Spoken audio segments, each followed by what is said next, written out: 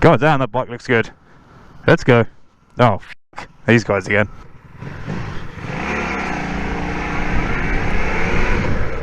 Yeah, single file good. What's happening, YouTube? Spectre here. I'm back again out on the bike. We've got just a casual chatty vlog today. The last two videos have been quite talky, so if you haven't seen them yet, the first video up this year was a chat on ULEZ versus motorcycles and sustainability as a petrol head, bikes versus electrics, and all that sort of stuff. Good topic, but quite a long, somewhat preachy vlog. And then the second, which actually went up today of filming, is a walk around of this bike, showing the mods that are on it currently, the mods that are going to go on it shortly. And again, interesting video, but went on a bit long, a bit longer than I went. I've got quite a long list of mods that I was looking at, so I promised in that video that the next one would be a little bit more casual, a little bit more ridey, a bit less talky, so that's what we've got today. I might go up to Dartmoor, nothing fancy. You'll have seen this route a bunch of times because this is just sort of the way to get to Dartmoor from Cornwall, which is up through Lake. You can also go up sort of Launceston Way, or Lanson, as the Cornish call it, and like dip into Tavistock from the top there. But I'm going by Lake, and I'm going up to Princetown to meet my best mate. He's got a Triumph Scrambler 900. Very nice bike, actually potentially a bike that I might end up copying at some point. So you guys remember I had a Triumph Bonneville, and I did love that bike. I think it was great, but a lot of the issues I had with it were it being too nice to use, and I was too precious over it, and too much of a just ponce about it. So I quite fancy the Scrambler to be a little bit more rugged. They look a little bit better with scrapes. Like, you don't have to be, you know, if it gets a scuff on it or whatever, it doesn't matter. My mate just takes it off-roading, like proper off-roading. He's done like Salisbury Plains and a bunch of green lanes and all of that good stuff. And his bike's got plenty of dings and scrapes and scratches as the result, but it looks fantastic. It looks exactly what those bikes are supposed to look like. So I think that's going to be potentially on my list of future bikes. And I should say as well, when I say Scrambler 900, I know that is not always clear now with the naming convention. So this is the Bonneville derived Scrambler before they introduced the Street Scrambler, with the Street Scrambler now being called the Scrambler 900. Yeah, I love Triumph, but their naming conventions are stupid. Like the Street Twin becoming the Speed Twin, or they keep changing them around. You know, the Scramblers, it's a little bit bigger. Yeah, he's taller than me. Most people are taller than me. I'm about 5'10". He fits it very comfortable.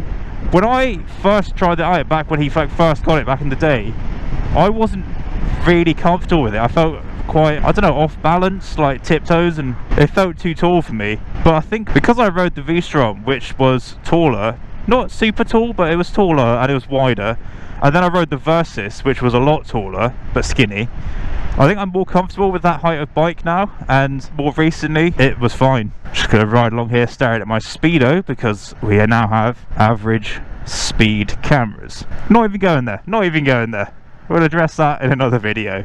Just to say that every few weeks someone cuts them down, and I find it fucking hilarious. But anyway, yeah, I felt a lot more comfortable on it last time, and if anything, I enjoyed the leg room, and I've not ridden that bike actually, so I may feel differently on the road, but yeah, we'll see. I don't like riding other people's bikes, generally. Like, I'll ride dealers' bikes, test ride bikes. Yellow trike there, I like that thing. Plays nicely with this. Yeah, I don't like riding people's bikes because I know that if I drop it, not that I expect to, but in the event that I do, I won't be able to afford to fix it. Like, I won't be able to make it right. And when it's just a dealer's bike and it's just money, like, who cares? But when it's someone's pride and joy and their baby, I just feel so bad about it. Like, I'd want to put it back to perfect, and I just don't have the money to do that, so I don't take the risk, even though I know it will be fine. I know I'm not going to drop it and everything, you know. There's always that what if in the background. Oh, these little door bashers here, you see those? Which clearly don't work very well because that guy's got a taped up mirror next to his door basher. But I don't envy them. Like, this is a crap place to live. It's pretty, it's nice, but like, I couldn't live anywhere with street parking. I think I always need a driveway now. I refuse to go back to that. It's just recipe for stress. You go out and you don't know whether someone's driven into your car. You don't know whether someone's scraped it with their bags, or that some little kids walk past it and ran their key off the side of it, or just everything. Like, it's constant hassle. Someone's driven into it. So as we're trickling along here at 25, what's everyone been up to? What is going on? For me, not a huge amount. Yeah, still working. Works good. I've been working on the Honda CG. That's going really well. So for those of you who didn't see my ULEZ video, I have a second bike. I've got a Honda CG 125 1999 model, and it is my first ever motorcycle that I bought when I was 17. I scooted when I was 16, bought this bike when I was 17. I rode it for 2 years until I got my A2 license when I was 19, and then it sat in storage at my parents' house for 9 and a bit years until just now. This year, as conditions were starting to deteriorate a little bit there, I rescued it. I finally rescued it, and I brought it back home with me, and I've been slowly reviving it. I'm not restoring it yet. It probably will get customization eventually, but for now it is purely just focusing on mechanicals, get it roadworthy, get it MOT'd, get it, you know, riding it properly, and then I can do the details as I go along. And it's going really well. It's going really well. So I bought a service kit for it. I gave it the oil filter, air filter, spark plugs, battery. That was enough to get it running. That is literally all it needed. It wasn't seized, it wasn't particularly stuck or anything like that. It started straight up. I've got new tyres fitted recently. They look really nice. Obviously I've not tested them yet, but they've got a really pleasing bite to them. They're very, like, quite a vintage tread. They're not knobblies or anything like that. They are still a road bias tyre, but they're also not a city tyre. They're quite square, and they've got quite tortoiseshell type pattern. They're a really nice looking tyre. They've got a good amount of chunk to them, which should handle the sort of road that I'll be riding on, which is going to be like Cornish backlanes and stuff. Morning. And I've then accented those with a bit of tyre writing. So you will have seen, if you're on my Instagram or whatever, or if you saw the mods video, you'll have seen that I gave this bike yellow tyre writing on the rear tyre. I did the Bridgestone logo name in yellow with a paint pen. Could do with a touch up. It's getting a little bit faded now, but it came out really nicely. So I bought a white tyre pen, and I've done the King's Tyre logo across the CG tyres. And it looks great. I love tyre writing on vehicles. It really makes them pop and look quite, like, jazzy. Not that it's a particularly jazzy bike, a 99 CG, but yeah, it looks cool. It's little bits and pieces now for that. I don't know when I'm going to be able to get it back on the road. The timing is a little bit awkward with insurance, on when this insurance policy ends, and then whether I wait until this ends and then look at a multi-bike, or whether I see if my current insurer can do mirrored no claims bonuses across 2 policies, which means I could insure it now, or if I just insure it. Oh, up there, I don't know if you can see that grey car. That's a Suzuki X90. It's a Targa top 2-seater 4-wheel drive sports car.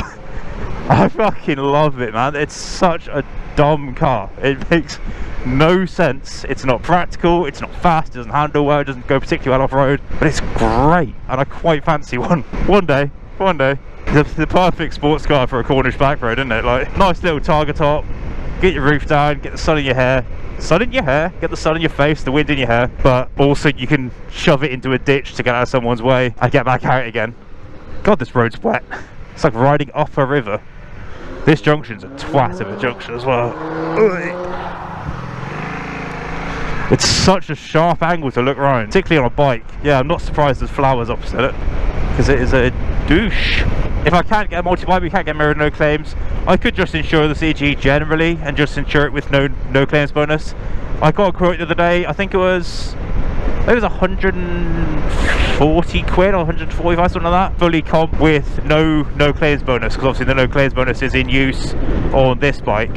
I could definitely get that cheaper. I'd like to get it down to about 100 quid if I can get mirrored no claims bonus. At the same time, even 140 is like, what, 11 quid a month, 12 quid a month, and then tax is 24 quid for the year, so that's what, 2 quid a month. Life's good on a CG, and then it gets 95 miles per gallon claimed, so I don't think it's going to cost me a lot of money to get on the road either way. Oh, the parts have been like jokes how cheap they are. The service kit, which was all the oil, filters, spark plug, all of that, with spare oil. I only needed a litre of oil. It came with 2 litres. That was 26 quid for the service kit. The battery was 17 quid. The tyres were 28 quid a piece, 10 quid for the inner tubes. It's so cheap, I love it. Actually, the most recent part I bought is I took the rack off. So back in the day, I had a rack made for the back of it, and I had a top box on that. And it's a very practical rack. It's a bit rough. The welds are very poor because the guys just welded some tabs onto it, and it's quite rusty now. It would need, if I was going to put it back on, I'd want to sand it back, get rid of the rest of the chrome, and then probably paint it black, I think. Because I've taken it off, I've been looking at this bike. I love this Vista, by the way. I look at this, it's fantastic. The bike looks so small and sleek now, and I worry that the rack it's because it's quite a big rack, and it's got twin spars underneath. It's quite a chunky unit. I think it will weigh the back up visually too much. So I've actually bought the pillion grab handles for the CG, which are just a sort of curved oblong, and then it bolts in under the seat. It will help to fill up the holes in the rear cowl, which are designed to accommodate it, but also it will give me, not for pillions, obviously not a CG, but it will give me a strapping point, so that if I got my shopping on the pillion seat, I can get bungees on and get my little bungee net on and stuff like that. So that's going to be really good. I was looking at those, and they were really expensive. I mean, on eBay, you're talking 15 quid, 20 quid a pop. Oh. But then I got lucky. I rephrased my search, and I found one actually in Cornwall, down in Fowey, for a fiver. £5 with £2.60 postage.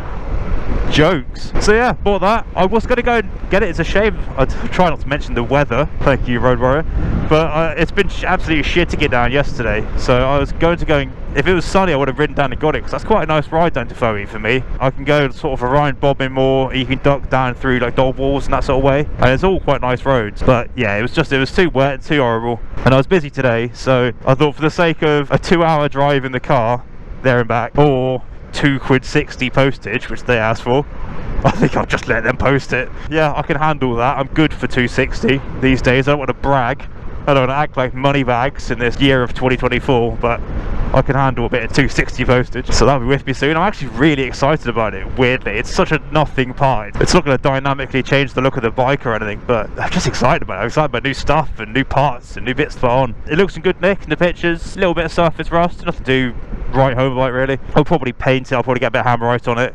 I've got a few bits and pieces on the CG that need hammerwriting, a couple of like brackets that are a bit, you know, manky and stuff, so I'll probably get them all lined up and then just knock them out in one day. Don't even need to spray it, just like brush on hammerite, that'll be absolutely fine. We're not doing a resto. I will do a custom eventually, but not yet. The plan really is to do like a kind of flat tracker, scrambler, almost a trials. Honda used to make a bike called the TL125, which was basically a Honda CG with slightly jacked up suspension, metal mod guards. And it was really cool. It was designed for like a sort of twin shock trials style. The plan really with the CG is I'm going to get it back on the road for this year, enjoy it this summer, ride it, and then probably next winter I'll take it apart again and do the custom then. I think that way I can get the most enjoyment out of it rather than having it out of action during the nice weather, during the summer and stuff. Even just running errands, doing my shopping and stuff. Now I've taken the rack and the pillion seat off the Magna, it's not as practical to get my shopping, so I've got nowhere to put stuff. It'd be nice to have the little CG and I can just run that down to the supermarket and have tie down points in the pillion seat to use. Are you crossing or are you just admiring the view?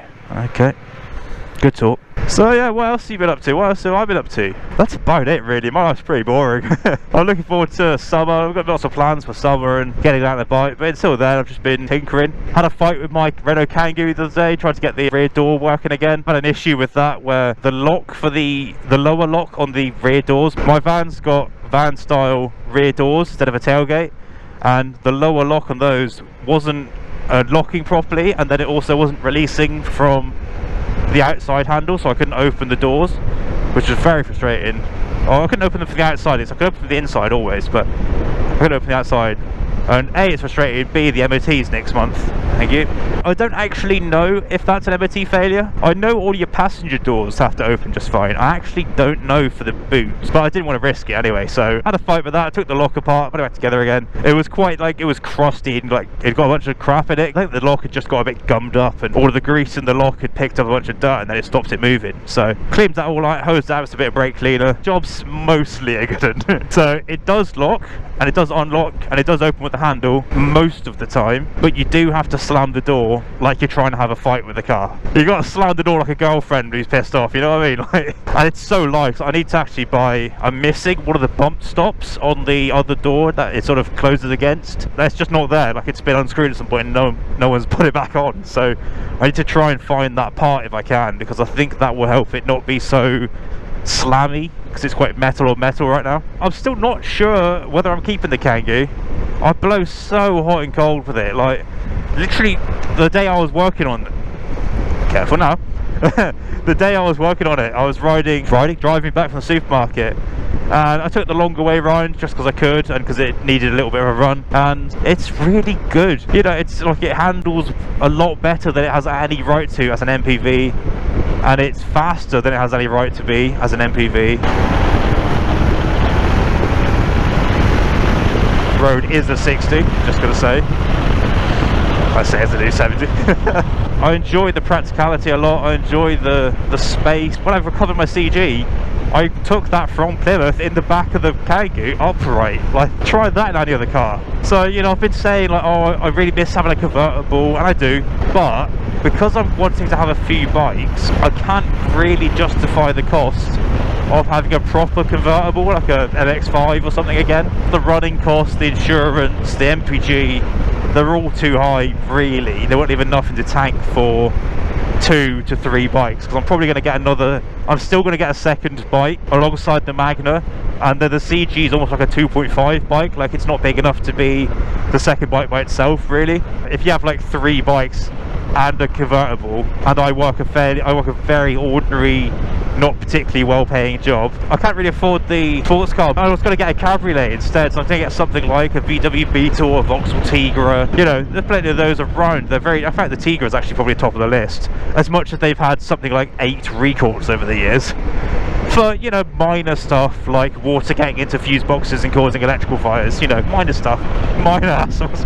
I consider them a lot, but every time I drive the Kangoo, I remember that they're slower. They are slower to 60 than the Kangoo is, because I've got the more powerful engine in the Kangoo. They've got 82 horsepower diesel. They did make an 85. My 0 to 60 is about 10.3 or something like that, which is not quick, don't get me wrong. Objectively, it's not quick, but it's a damn sight quicker than most of your white goods on the road. All your like 1.2 hatchbacks are like 11, 12 seconds to 60. A lot of your 1.4s even are 13s, 12s. All of the cabriolets, because they're really heavy, all of them are slower. As much as I'd enjoy having a convertible, and it's ideal, if I wasn't meeting my friends on the bike, it'd be ideal for a day like this, where the roads are disgusting, but the weather's nice. You can get out and you can enjoy a cabriolet. You don't have to worry about grip, because you got a car. And you don't have to worry if it gets cold when you're going home, because you've got a roof and a heater and all the rest of it. I do miss having a convertible, and I've never had a convertible down here. I had a convertible in Lincolnshire, which was obviously a waste. But I think I'm leaning more towards keeping the Kangoo, because it's cheap, and it's cheap to run, it's cheap to insure. I don't know, I'm very torn on it. And the other thing as well is the Kangoo is getting up there a bit in mileage. I think I'm on about 95,000 miles now. I know that's not a lot in like the terms of people who do like motorway stints and stuff. It's not huge, but for me and my sort of vehicles, that's quite a lot, and stuff is starting to go wrong on it. I had an issue with essential locking, I've had this issue with the door, I had this issue with an airbag, I had some breakage. Like, there's just very little bits of it that are just sort of starting to show the age a little bit. So do I sell it now while it's working and get something else with a lower mileage, or do I keep it and just go, it's fine? I think we'll see. The MOT for the Kangoo is actually next month, so I'll probably see what it takes to get to the MOT, and if it goes straight to the MOT, maybe we'll see from there. If it doesn't, then maybe that'll be time to just fix it up and then move it on and get something different. But I love being up on Dartmoor, man. Even when it's wet and slimy, it's so pretty. It's such a pretty part of the world. And like these open roads here, they are all 40s, unfortunately. I don't know why. I mean, I know why technically, because they have animals and stuff, but the animals are quite smart in Dartmoor. The sheep, the horses, they will walk out in front of you, but they won't run out, and the run outs are the ones that cause accidents, because they're the ones that suddenly appear and you go, oh fuck, and then you run into them. But when they walk out, you can see them coming from a mile off, literally a mile off, and there's generally no hedges or vegetation along the roadside, so your sight lines are really good. Oh, Look at that bog, man. Oh my god, that colour is gorgeous. I love it. Sorry, ADHD mode. Squirrel. Classic Beetles are one of my favourite cars, objectively. I'd love to have one day. The fuck was I saying? Oh, Dartmoor, yeah, beautiful up here. I'm going to turn off in a minute. I'm going to meet my friend in Princetown, and we're going to then ride down the road to a pub I forget the name of, but it's one that I've been past many, many times. It's on one of the main roads. It's always... Jesus. Careful now. It's always just covered in bikes. Like, there's always tons of them out there. But I've never been in. I never stopped off. I never seen what it's like. And my friend suggested it. He was like, do you want to go and try this place? The reviews are like, it's fine. You know? They're kind of like, it's not particularly like special, it's not particularly, the food's not brilliant, but it's like, it's good enough. It looks fine, and I have a very low bar for pub food. I'm not particularly snobby or pretentious about it. I just like, if it's hot and it's food and it's cheap enough, that's perfectly fine with me. Chill out a bit through here, and here we are, Princetown. It's a little bit bleak, Princetown.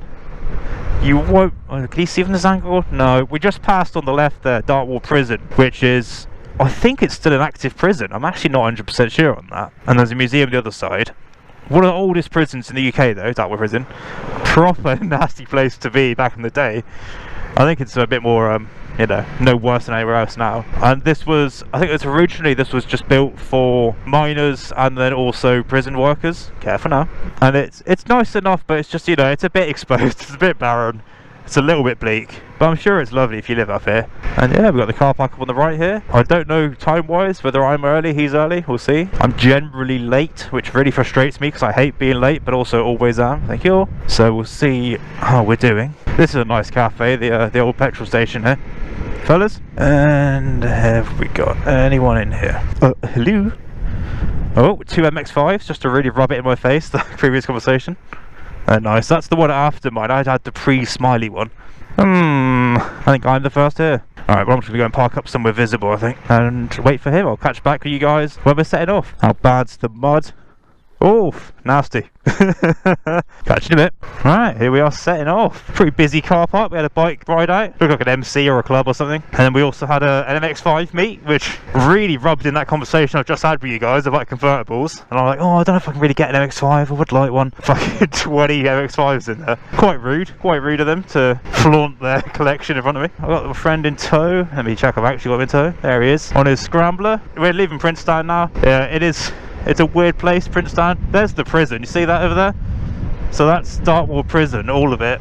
And like I say, it's a bit like a murder mystery. It's like quite bleak, but it's nice. Are they going to get a photo? Can we get a photo bomb in the way?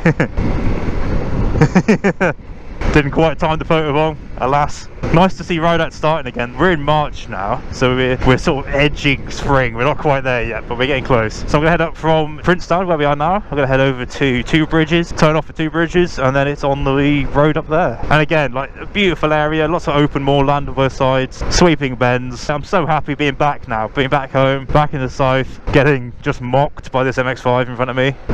This is Two Bridges. This is a nice little hotel. I always want to come up here with someone with a decent camera and park up on that humpback bridge over there and then get a photo from like here. And now, yeah, we're turning up here towards Morton Hampstead, which apparently everyone is. They might be going to the same place, you never know. They're definitely going past it now. I will say this MX5 group, there's a lot of older gents driving these. This is more of like a owner's club rather than a drive out, I think. So the sedate pace that we're taking, we're doing 30 currently, and you will note as well, all of them apart from the one up front, they all have their roofs up. Why? It's a sports car, it's not raining, it's not, well, it's a little bit cold, but it's not cold in a car. You've got a heater. I bought mine in December. I was driving it Christmas Eve up in Lincolnshire. I had the roof down, like enjoying it, and it's fine. You just crank the heater, turn the vents on so they're on your hands in front of the wheel, and that's all you need. It's perfect. Oh my god, sorry, just distracted because there's a Scotty dog sticking its head out the window of this MX5 in front of me.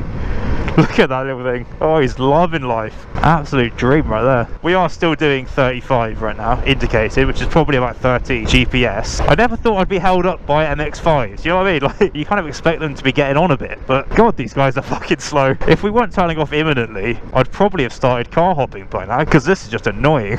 Post bridge, sadly not post haste. I can't wait for this to be green again instead of these bare trees. Won't be long now, then spring is, I think technically spring is the end of this month in the UK. so like 31st of March. So we're only a couple of weeks away, and then we'll be really starting to see it. Obviously all the DAFs are right now, which is lovely. It's coming. We're impatient. We're all clawing at the walls a bit, but we are getting there. Oh, this is us. So here we are. I mean, look at this location. It's like incredible. Rolling vistas here, and this is where we're going. So I'm going to pull in on the left so we don't die here, and then look at where we're going to park. Here, I think. Should we park here, or shall we go up where those bikes are and get the view for a photo? Yeah? Let's do that then, shall we? Oh my god. This was a good decision. That is what the fuck I'm talking about. Let me turn this bad boy off. Oh my god. Snap me a fucking snap of that. Good grief. That's awesome. Right, I'm going to leave you guys here. Alright, thank you very much for watching, and I'll see you guys next week.